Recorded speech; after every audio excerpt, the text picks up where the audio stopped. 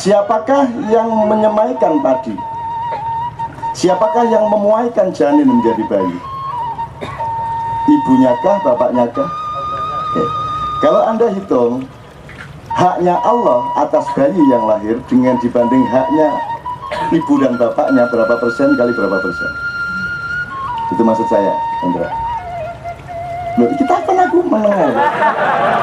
Kira-kira 10, 90, 80, 20, kira-kira. Atau 5, 95, atau 1, 99.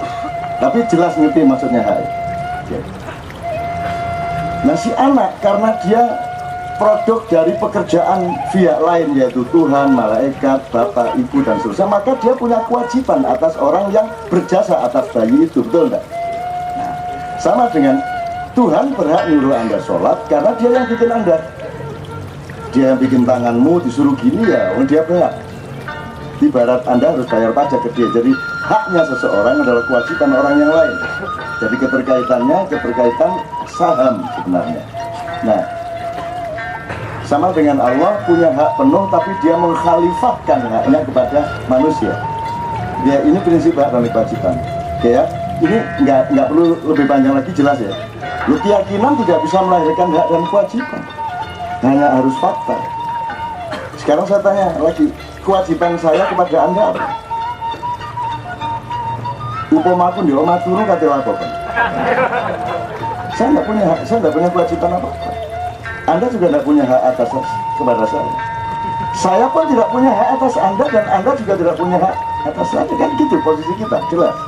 Jadi kalau kita sekarang bertemu dan bekerja bersama-sama, merumuskan banyak hal yang kita ciptakan masa depan, apa yang terjadi sebenarnya? Itu hak kewajiban ataukah itu sedekah? Anda bersedekah dengan datang, saya bersedekah dengan datang. Anda bersedekah mendengarkan, saya bersedekah berbicara. Sebaliknya saya juga bersedekah mendengarkan, Anda bersedekah berbicara. Tapi ingat ya, ini sedekah. Jadi saya sama Anda tidak punya kewajiban apa-apa. Anda sama saya tidak punya kewajiban apa-apa. Bahkan kalau Anda melihat kumpulan seperti ini, kan saya tanya sekarang, kalau kita cari ada sifat-sifat dasar, apakah yang berkewajiban menjalankan kewajibannya? Tidak. Sementara yang tidak berkewajiban menjalankan kewajiban orang lain itu, berarti sedekahnya kuadrat. Jelas ya? Apakah ini pengajian agama? Sangat pengajian.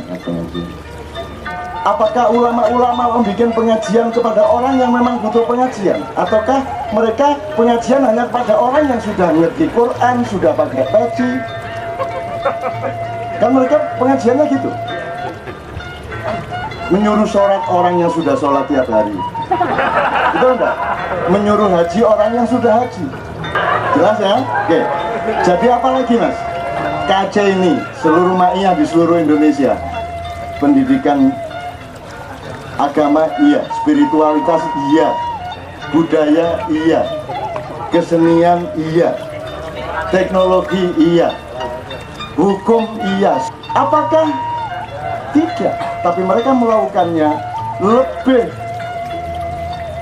intensif, hatinya tenang, dewasa, tahu ambil jarak, tahu mulur mungkret, memahami apa-apa, komprehensif, kan begitu.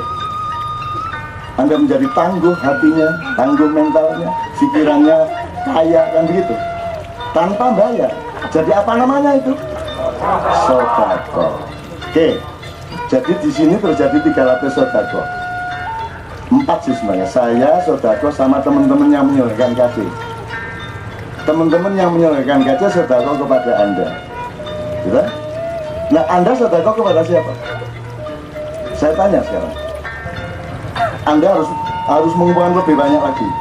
Itu harus kita, itu fakta kita, dan itu bukan kita benci, bukan kita kritik. Saya nggak akan kritik siapa-siapa. Yuk kalau gitu mau bagaimana sekarang? Yuk kita berunding.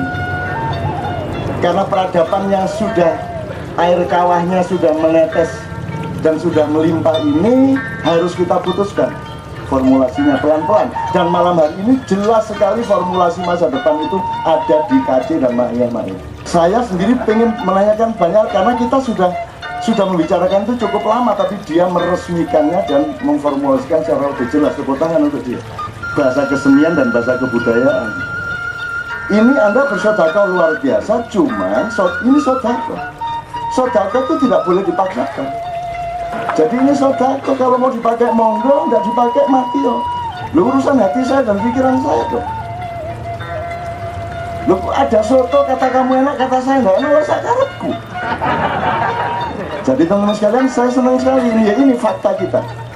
Fakta kita. Tapi harap ingat, kalau kemarin di Bang Wetan, Pak Dr. Ananto mengatakan hidup itu kan ada input, ada. Jadi kalau sistem sosial kan ada input, sistem, output kan gitu. Nanti ada outcome juga. Nah, manusia itu hanya punya hak dan kemampuan di wilayah input dan proses sistem. Tapi nanti outputnya dan outcome-nya itu betul-betul di luar kekuasaan manusia. Makanya seorang ibu selalu harap-harap cemas kalau anaknya mau lahir di sini papa kalimo. Karena dia tidak punya kemampuan untuk menentukan jari-jarinya 5. Dia bisanya iya mas terus mulut gak bisa. Kok wes mas, aku juga alhamdulillah sampai nusalah dolim ini apa ini. Jadi saya tidak percaya bahwa forum ini yang dahsyat ini, yang Allah memberi hidayah, yang softwarenya berpendar-pendar dari langit ini tidak beranak masa depan yang itu ya. Itu sekalian ya. Jadi insya Allah saya kok senang sekali, senang sekali. Bukan soal Anda sudah bersepakat, enggak harus bersepakat sekarang.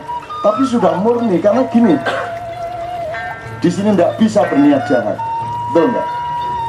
Loh, ngapain Anda jauh-jauh datang dari Depok, dari Kerawang, dari mana ke sini duduk sampai jam 3 itu kalau bukan orang suci siapa lagi? Betul enggak? Kalau tidak benar-benar hatinya itu oleh Allah memang dihimpun, ini seluruhnya ini kita butuh soft research atau hard research atau total research. Nah, soft research kan nanti sama aja, aplikasinya sama, US-nya sama kan gitu. Kalau soft research, hard research pun masih sama. Ternyata kan hard disk harus banyak yang damage gitu ya. Jadi ternyata mah harus total research gitu. Total research. Nah, total research tolong nanti Anda rumuskan. Berarti diganti KB.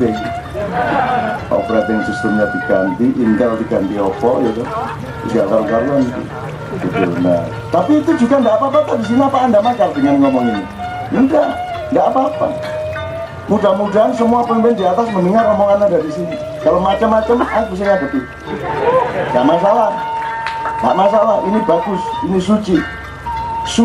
Ini suci karena Anda sungguhan ngomong ini. Kelompok-kelompok muda ya kritikan kamu nggak masalah. Karena untuk mendapatkan emas Anda harus kerasan sama kerikilnya dulu. Nggak bisa Anda cari emas ke tambang terus ambil emas, itu nggak bisa. Ya kudu oleh kerikile, harus ketemu bongkahan tanah. Itu semua proses untuk mendapatkan emas. Dan kita kesini tidak berhias-hias, kita di sini justru kita membuka jiwa kita selebar-lebarnya, setulus-tulusnya. Dan saya tidak yakin, saya tidak percaya kalau ketulusan dan kesucian Anda itu tidak dilahirkan oleh Tuhan menjadi kejayaan masa depan bangsamu. Amin ya rabbal alamin. Untuk itu teman-teman sekalian.